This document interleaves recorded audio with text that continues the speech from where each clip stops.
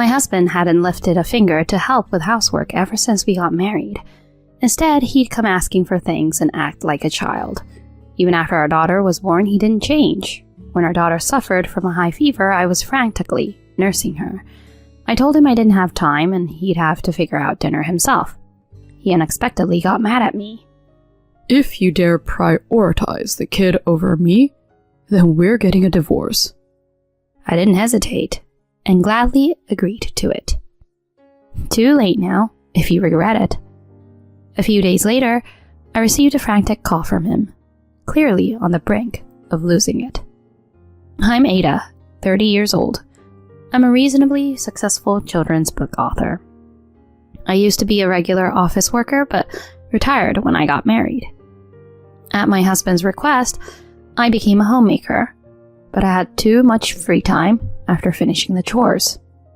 So I decided to pursue my dream of becoming an author of children's books. I married Dean 2 years ago. We were high school classmates and reconnected at a reunion. We happened to sit next to each other, and after a few too many drinks, he inexplicably started weeping. He explained that he got turned down after proposing to his partner, who wasn't considering marriage. I couldn't leave him alone, and ended up taking care of him. We kept in touch afterward, and as I comforted him over his heartbreak, we started dating and eventually got married. We lived in a rented apartment together. Despite wanting to say we had a happy married life, reality didn't align. My impression of Dean while dating was that he was carefree and humorous. I wasn't wrong, but it wasn't entirely right either. It was only after our marriage that I realized he was a selfish, spoiled brat. He somehow never fully became a mature adult. He was pampered growing up as an only child with aging parents. Due to this background, he was excessively doted on. I began to realize this after we started living together. First off, he was very picky about food. Whenever I served fish for dinner, he always asked me to remove the bones and flake the meat for him. When he first asked, I thought he was joking. I never thought someone in their late 20s would seriously ask for such a thing. Since then, I always prepared the fish as he preferred. It was honestly a hassle, but if I didn't, he'd just leave the entire fish uneaten. Also, he was a fervent vegetable hater. He could manage potatoes and pumpkins, but he hated bell peppers, cucumbers, carrots, and onions, saying they smelled too grassy. I had to finally chop them for cooking, which was quite tedious. Additionally, he made a mess in the bathroom by leaving clothes scattered everywhere. He didn't even bother to fold them or gather them in one place. I ended up collecting his scattered clothes every time. I had asked him to put them in the laundry basket, but his behavior never changed. Moreover, he asked me to prepare his roomwear and towels for him. Even when I asked him to do it himself, he was reluctant and avoided it. If I left it, he wandered around the house in his boxer shorts. He lacked a sense of shame and even answered the door like that. So, during his shower, I reluctantly prepared his clothes for him. An irresponsible man like that could never hold jobs for long. Whenever he felt a little unwell or tired, he called in sick. Even if I were the boss, I'd fire him. Plus, he wasn't able to handle criticism. A small reprimand from his boss, and he immediately quit the job. His salary decreased with every job change. Luckily, my work was going well. I was getting orders from publishers, and my royalty was increasing. So, I didn't have many complaints about our living expenses. However, because I was making money, he no longer felt any urgency to work. He was under the impression that it was all good if he slacked off at work. Whenever he had time, he just played games on the phone. He spent money on in-app purchases, even if he didn't have any allowance left.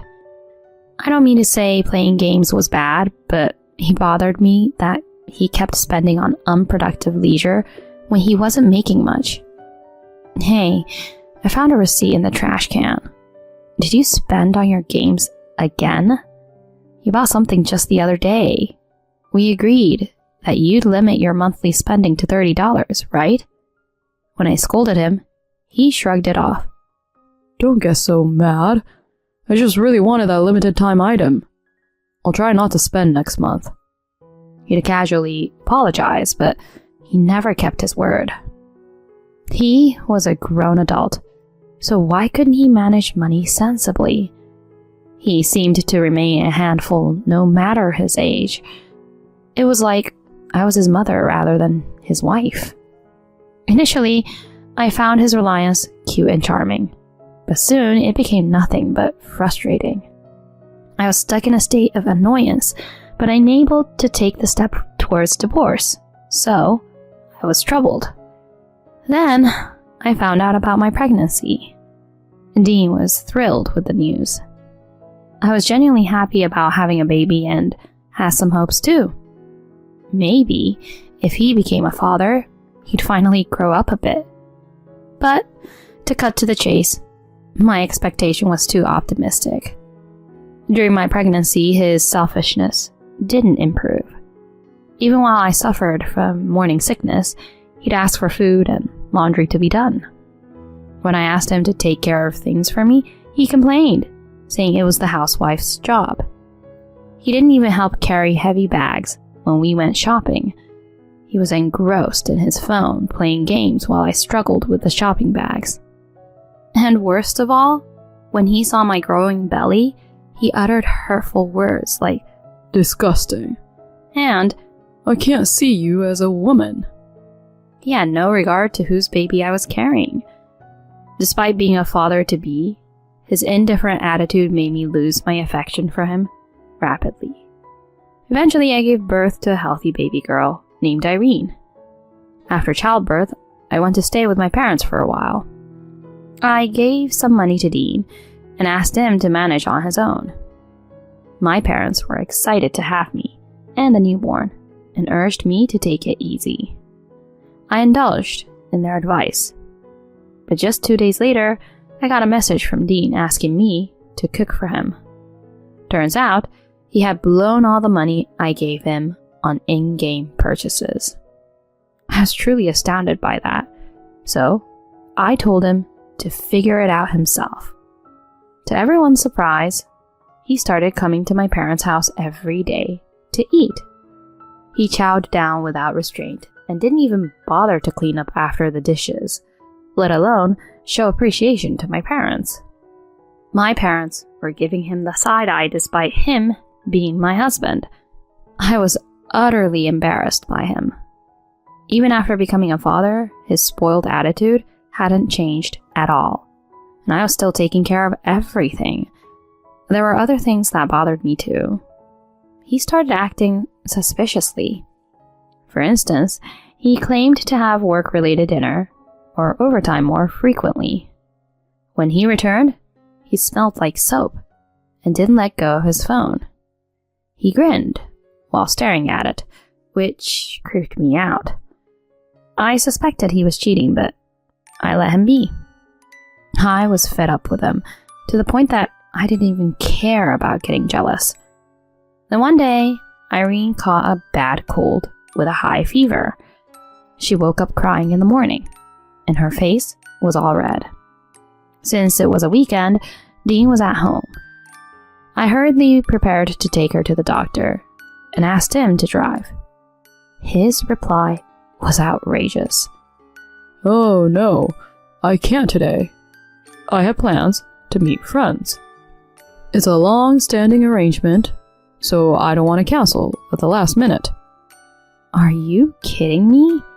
Irene has a high fever. As her dad, you should prioritize her. "You're overreacting, you know. She's already won, so she'll be fine in no time. Just lay her down in bed." I was speechless at his prioritizing his matters over a serious issue concerning our child. Irene's cries brought me back to reality. While we argued, her condition was worsening. I didn't have time to waste.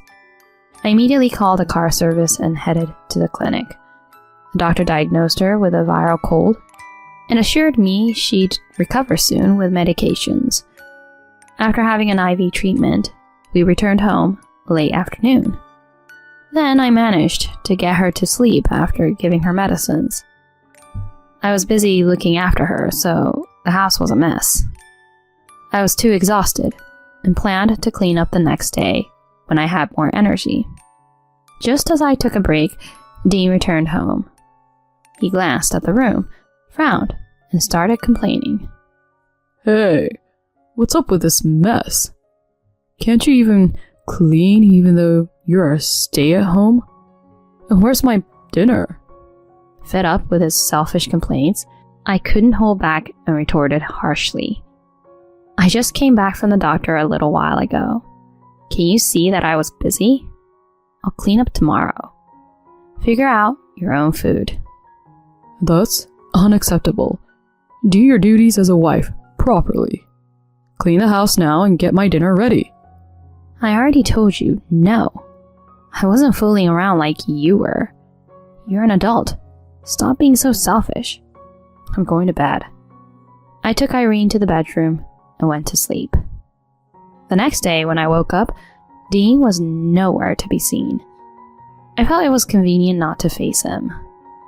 Late that night, when he returned, he showed me a printout of a petition for divorce form. I'm divorcing you for prioritizing our kid over me. Pack your things up and get out of here. Staring me down, he triumphantly declared. It was ridiculous for him to easily bring up divorce just because he didn't like my attitude. I never thought he was that stupid. But in fact, it suited me just fine.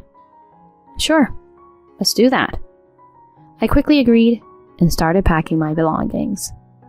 He looked puzzled by my calmness, but didn't stop me. Give me a few days to find a lawyer. I placed Irene in a pram and left the apartment I shared with Dean.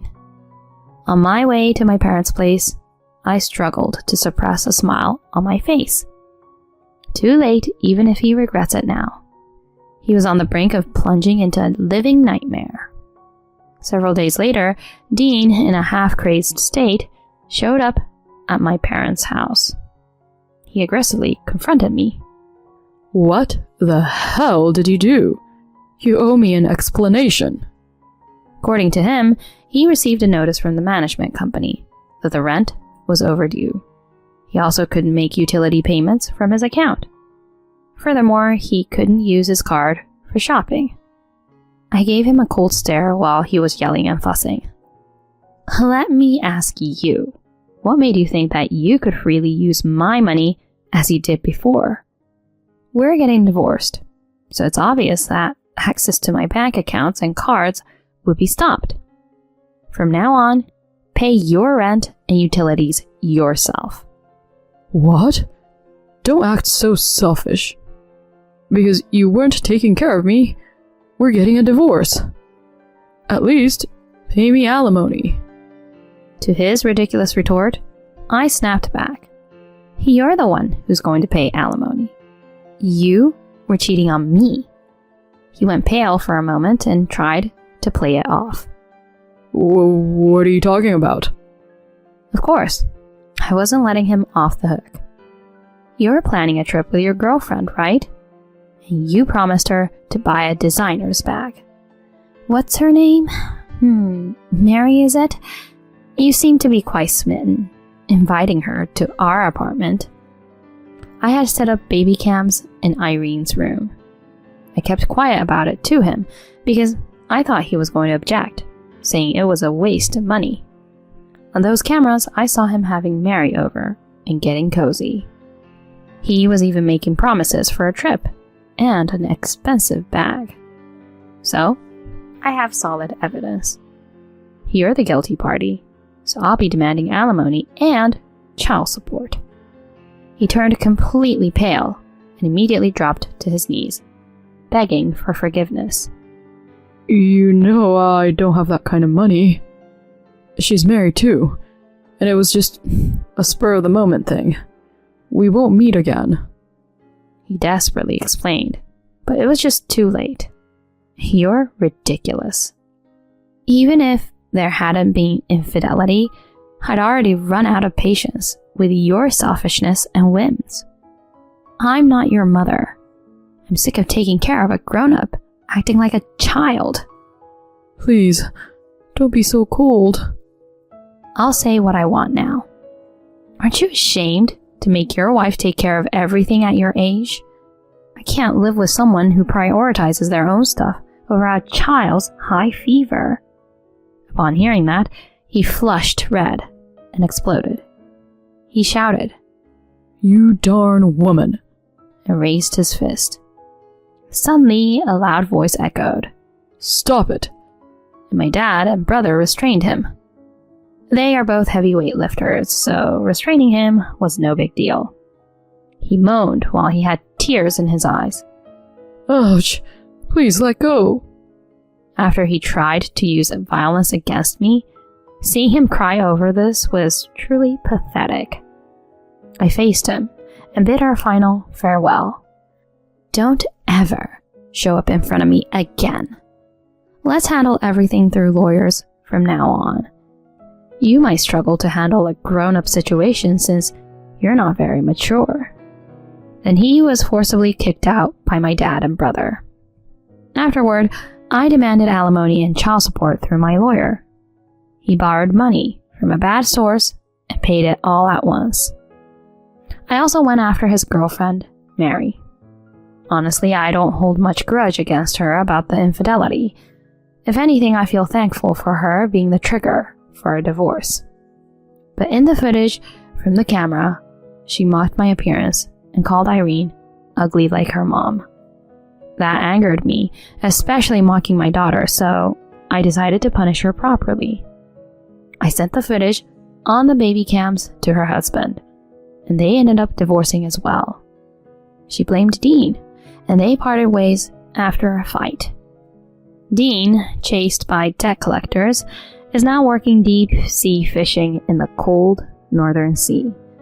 It seems it'll take a while for the debts to be paid off. As for me, I'm doing my best juggling work and parenting as a single mother. Irene's adored by my family and growing up healthy. My children's books are doing well, and it's been decided they'll be serialized in the future. There might be tough times ahead, but I'm determined to overcome them without giving up.